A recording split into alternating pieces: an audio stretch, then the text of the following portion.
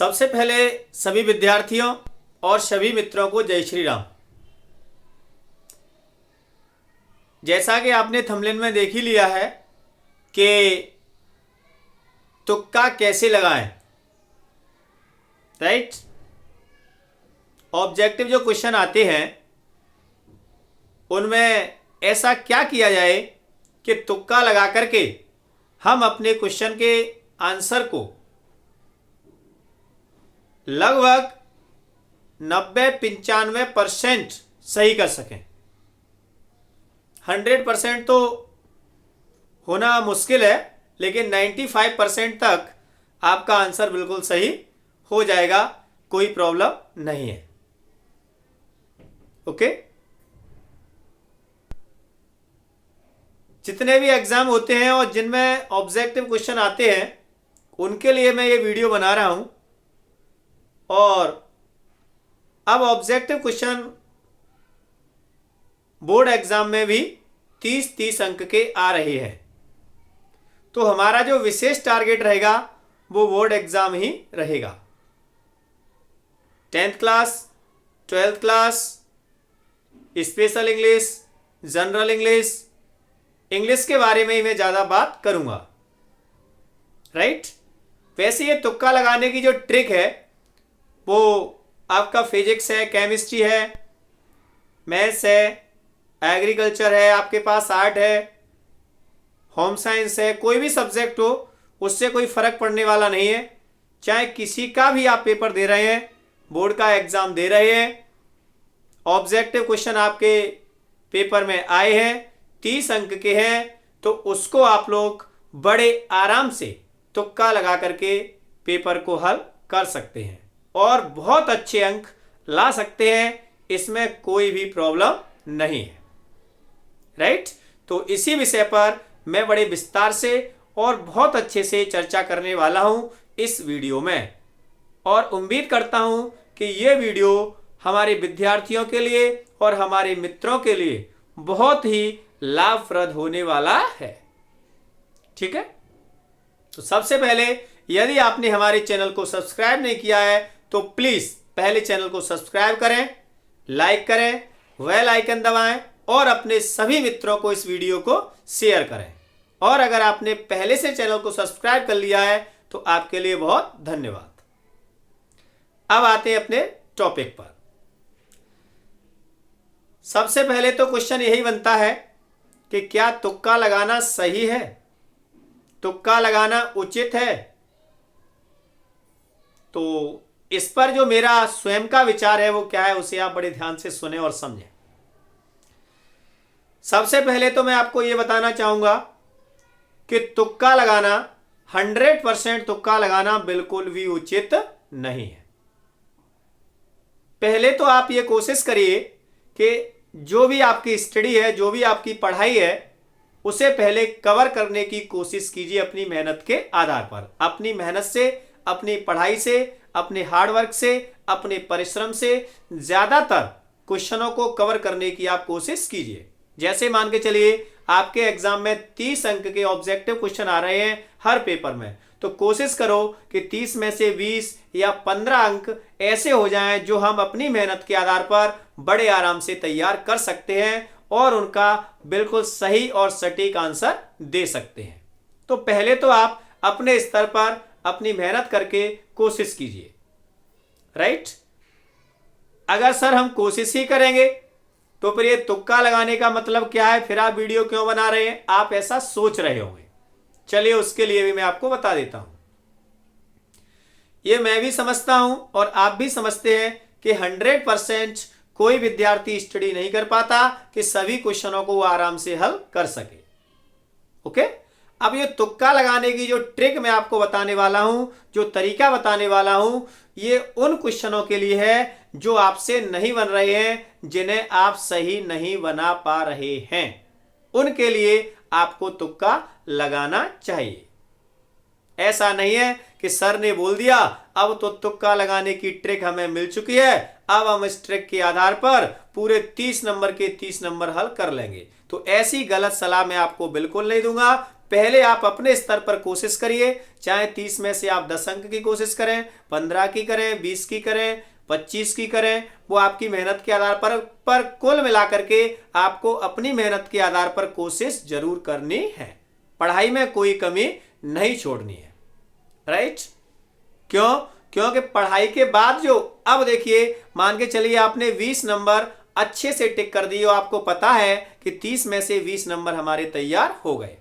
अब हमारे पास बचते हैं 10 अंक, तो वो 10 अंक जो बचेंगे उसके लिए हम क्या करें? उसके लिए तुक्का वाली जो ट्रिक है इसको हम अपनाएंगे और बड़े आराम से उनमें से हम 8, 9, 7 जैसी आपकी बुद्धि है उस आधार पर आप अंक तुक्के से ला सकते हैं, जो आपके लिए बहुत ही लाभप्रद हो सकता है। ओके, चलिए, तो सबसे पहले हम इस टॉपिक पर यह चर्चा करना चाहेंगे कि जो तुक्का लगाने की ट्रिक है, अगर हम 30% पर भी इस तुक्के को लगाएं तो, यानी जो 30 क्वेश्चन है सब पे लगाएं तो सब पे लगाना उचित नहीं है। पहले आप अपनी पढ़ाई कीजिए, अपना अध्ययन कीजिए और जो क्वेश्चन आप नहीं बना पा रहे हैं उस पर इस ट्रिक को आपको यूज करना है, ठीक है। तुक्का लगाना कोई गलत बात नहीं है। दुनिया जितने भी विद्यार्थी एग्जाम दे रहे हैं और अच्छे अच्छे एग्जाम दे रहे हैं, चाहे वो कितना भी बड़ा एग्जाम हो, तुक्का सब लगाते हैं, लेकिन तुक्के की एक लिमिट होती है, कितने क्वेश्चनों पर तुक्का लगाता है। और तुक्का लगना भी हर किसी के बस की बात नहीं होती है। तुक्का लगना भी एक स्मार्ट स्टडी है, एक विशेष पढ़ाई है। तो वही स्मार्ट स्टडी मैं आपको आज बता रहा हूं कि तुक्का लगाने की स्मार्ट स्टडी किस प्रकार से आपको अध्ययन करनी है। चलिए, तो देखिए भाई, जैसे हम किसी भी एग्जाम की तैयारी कर रहे हैं, चाहे वो कोई भी एग्जाम हो, और मैंने आपको पहले बता दिया है मेरा जो वीडियो बनाने का उद्देश्य है वो बोर्ड क्लास के एग्जाम के लिए है। ये ट्रिक कोई भी कॉम्पिटेटिव एग्जाम होगा उसमें भी लाभप्रद होगी, लेकिन बोर्ड के हिसाब से बहुत ज्यादा होगी। बोर्ड एग्जाम है उनमें ये ट्रिक 95% तक लाभप्रद है, ठीक है। तो अब बात करते हैं, पहले थोड़ा उसके सिस्टम को समझें कि तुक्का कैसे लगाना है। स्मार्ट स्टडी की ओर अब अपन चलते हैं। अब मैं आपको बताता हूं। जैसे मान के चलिए आपका कोई क्वेश्चन दे दिया, ओके, उस क्वेश्चन में 4 ऑप्शन आपके रख दिए, ए, बी, सी और डी। अगर आपने पहले चारों में से किसी को भी अंदाज से सिलेक्ट कर लिया तो आपका 75% गलत होने का चांस होगा।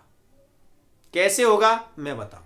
मान के चलिए 4 ऑप्शन है, अब 4 में से जायज सी बात है कि करेक्ट तो एक ही होगा, 3 उसमें इनकरेक्ट होंगे अर्थात गलत होंगे, ओके। अब उनमें से जो क्वेश्चन, जैसे ए ऑप्शन है 25% सही होने का उसका चांस है, बी ऑप्शन है 25% उसका सही होने का चांस है, सी ऑप्शन है 25% उसका सही होने का चांस है और डी है 25 उसका, राइट।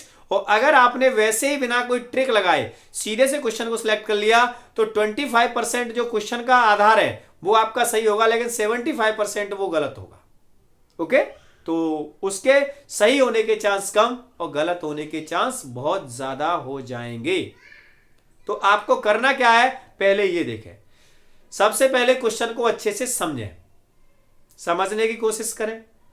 क्वेश्चन समझने के बाद वो जो 4 या 3 जो ऑप्शन हैं उनमें से आप 1 या 2 ऑप्शन तो आपको ऐसे जरूर मिल जाएंगे जो आपको ये बिल्कुल कंफर्म करा देंगे कि ये इसमें नहीं हो सकते। यानी जो बहुत ज्यादा नेगेटिव है, जो बहुत ज्यादा आपको लग रहा है कि ये सही नहीं है, तो सबसे पहले 1 या 2 उसमें से जो ऑब्जेक्टिव है बी या सी कोई भी हो उसको हटाने की कोशिश कीजिए। कैसे? जैसे मान के चलिए 4 ऑप्शन है, अब तुमने देख लिया कि 4 में से ये ए किसी भी हालत में नहीं हो सकता है और डी किसी भी हालत में नहीं हो सकता है। अब जो चांस बनेगा आपका वी और सी पर बनेगा।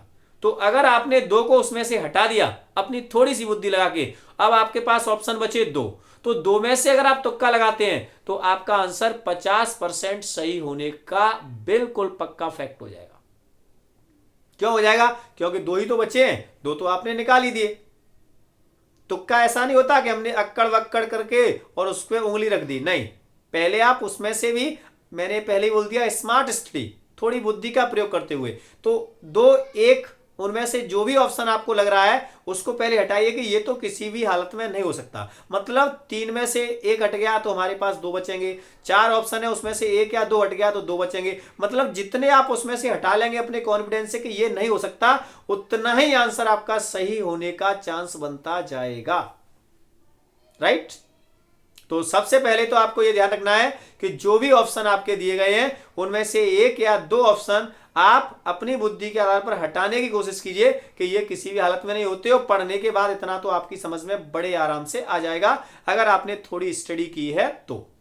ओके, फिर आपके 2 क्वेश्चन बचे हैं, उनमें से आप लगाने की कोशिश कीजिए तो आपका 50% क्या होगा, बिल्कुल करेक्ट होगा।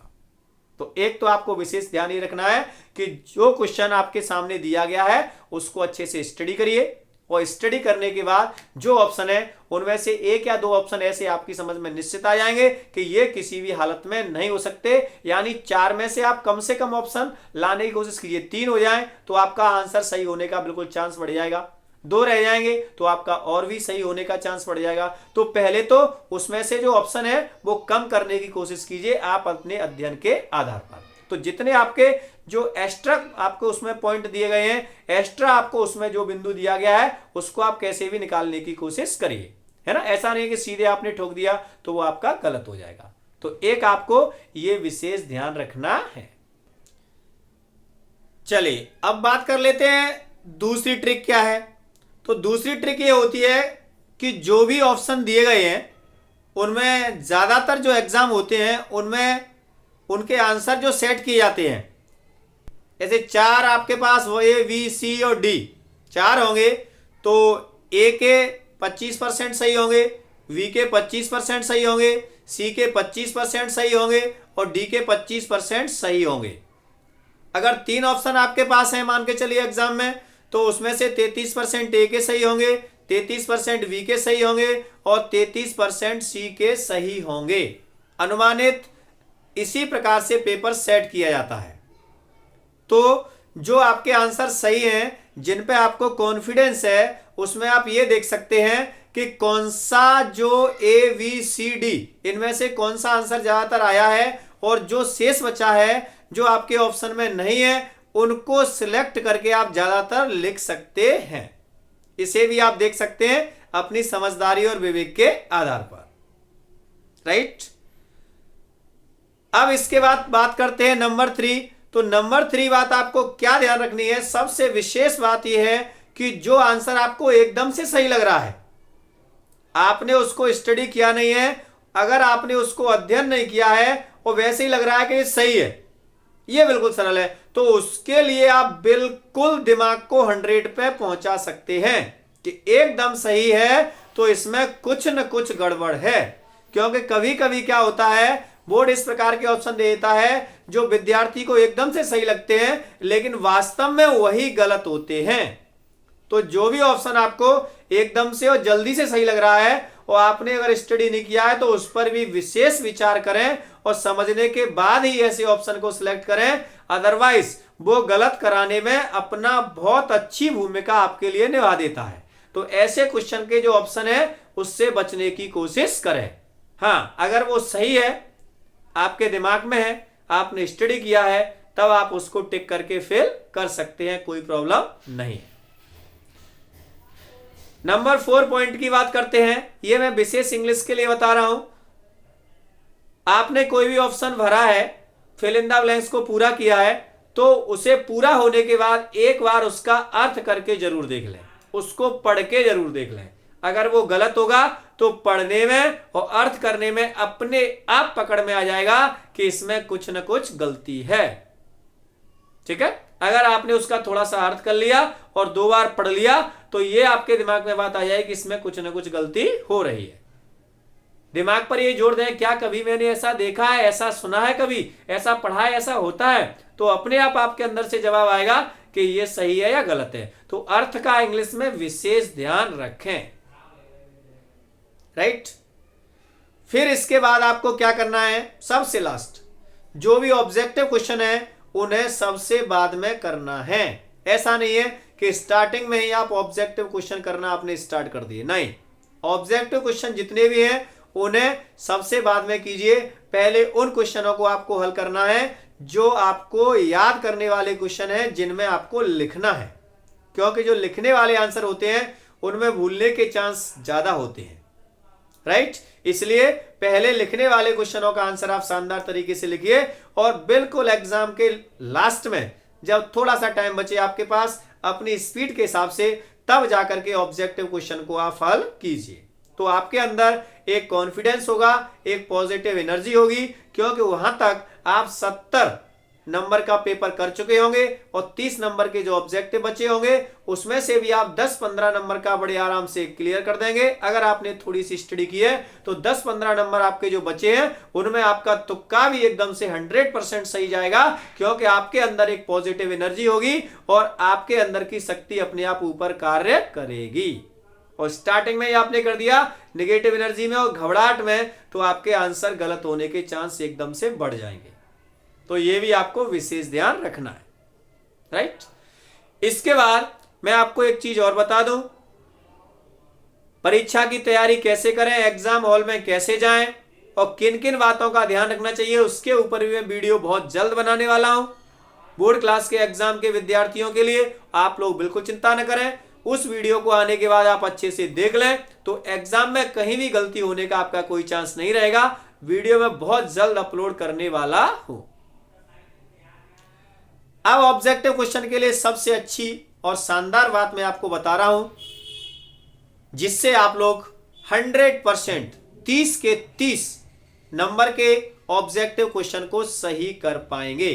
कोई भी दिक्कत नहीं है, इस बात की मेरी 100 नहीं 101% गारंटी है कि अगर आपने मेरी इस बात को, इस वीडियो को अच्छे से देख लिया तो 30 में से 30 नंबर आपके सही होंगे, कोई भी प्रॉब्लम नहीं है। हाँ, तो वो क्या बात है मैं आपको बिल्कुल सीक्रेट बताता हूं। YouTube पर हम लाइव क्लास एक बैच चला रहे हैं जिसकी कोई फीस नहीं है, कोई चार्ज नहीं है। 1 घंटे का टाइम निकाल करके शाम 7 बजे आप उस बैच को ज्वाइन कर सकते हैं। 30 के 30 नंबर के जितने भी क्वेश्चन आएंगे कोई गलती नहीं होगी, इस बात की मेरी गारंटी है 101%, ठीक है। और ये जो क्लास होगी वो सोमवार, बुधवार और शुक्रवार को होगी। सप्ताह में 3 दिन क्लास चलेगी, तो आप फ्री क्लास को बड़े आराम से ज्वाइन कर सकते हैं और YouTube पर पढ़ सकते हैं मैजिक एजुकेशन VM शर्मा, ठीक है। अगर आपके पास टाइम नहीं है, समय नहीं है, तो वीडियो अपलोड हो जाता है। उसके बाद में भी आप सभी वीडियो, जितने भी मैं ऑब्जेक्टिव क्वेश्चन के वीडियो बनाऊंगा वो आपको अपने आप चैनल पर मिलते रहेंगे। बाद में भी आप उस वीडियो को देख सकते हैं, कोई प्रॉब्लम नहीं है। उम्मीद करते हैं ये वीडियो आपके लिए बहुत ही लाभप्रद होगा। इसी के साथ मैं VM शर्मा अपनी वाणी को विराम देता हूं। जय हिंद, जय भारत।